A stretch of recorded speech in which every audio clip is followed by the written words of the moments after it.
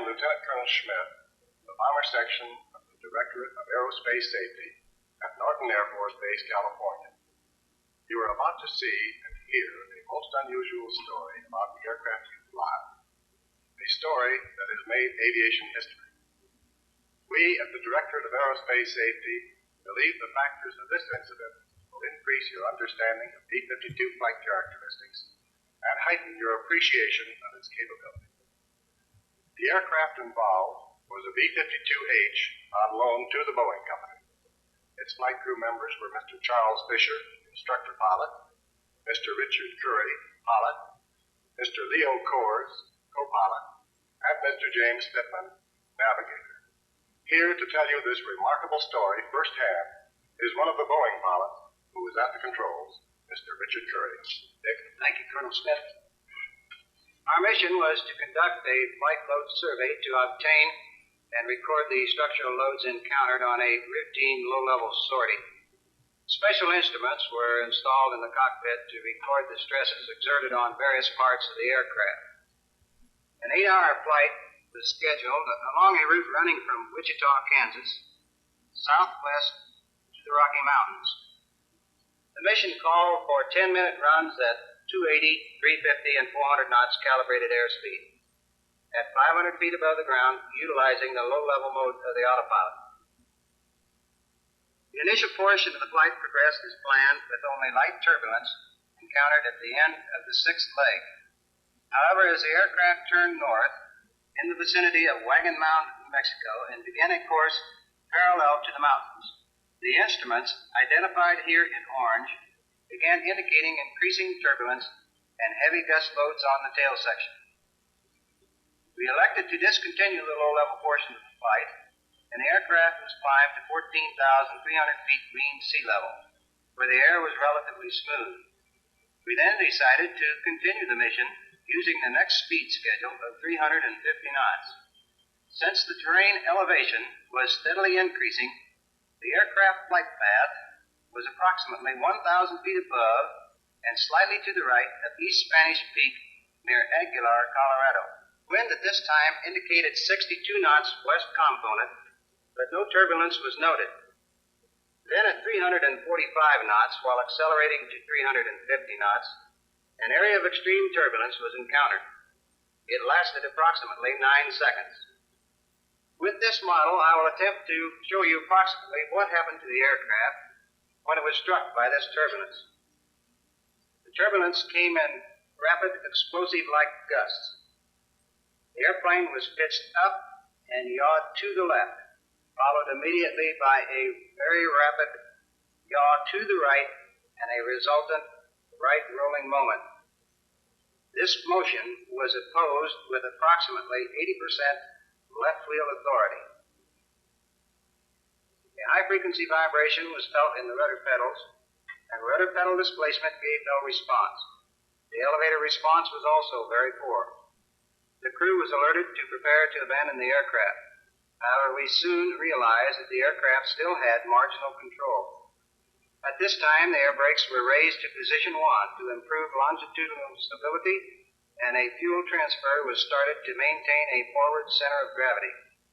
Lateral control was aided by very small asymmetric power settings, which helped maintain the aircraft in a side-slipping flight attitude. After the aircraft was brought under marginal control, we called for assistance. The first to arrive was a Boeing Bale F-100. This is what the pilots saw. Approximately 83% of the vertical fin had been ripped away. We immediately set a course for Wichita, Kansas, and developed our flight strategy. Boeing Flight Test had already recommended that the aft main gear be lowered, as this would be a stabilizing factor in the absence of the vertical fin. Any drag after the center of gravity would tend to stabilize the aircraft. Here, the outboard air brakes are at position 4, which is also an area after the center of gravity. Here, our airspeed is about 210 knots indicated, which is about 30 knots above the minimum recommended for this weight with flaps up. Small excursions up to 220 and down to 200 knots were made. However, 210 knots was found to be most satisfactory. At this time, the altitude was approximately 12,000 feet mean sea level.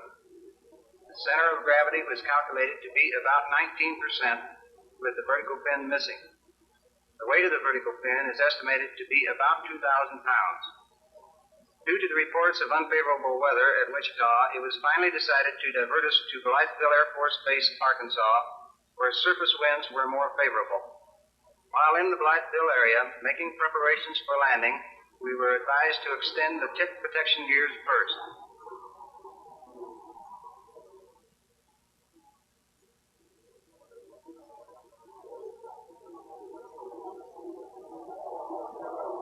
Then the forward trucks were lowered.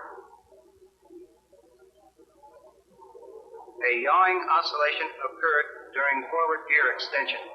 However, this ceased when the gear reached a down and lock indication.